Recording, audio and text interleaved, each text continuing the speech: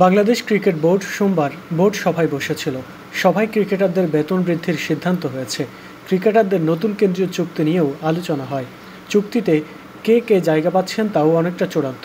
সভায় ছিল সাকিব আল হাসানকে নিয়ে আলোচনাও।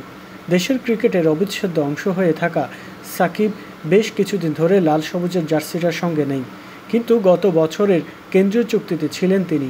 সেই চুক্তি সাপেক্ষে বিসিবি থেকে এখনও 48 লাখ টাকা পাওনা তার। বিসিবির এক কর্মকর্তা ক্রিকবাজকে বিষয়টি নিশ্চিত করেছেন। জানা গেছে, ব্যাংক অ্যাকাউন্ট জব্দ থাকার কারণে গত বছরের সেপ্টেম্বর, অক্টোবর, নভেম্বর এবং ডিসেম্বরের মাসের বেতন পাননি সাকিব। যে কারণে ট্যাক্স বাদ দিয়ে গত বছরে বাংলাদেশ ক্রিকেট বোর্ড থেকে তার পাওনা টাকার পরিমাণ দাঁড়িয়েছে 48 লাখ টাকা পর্যন্ত।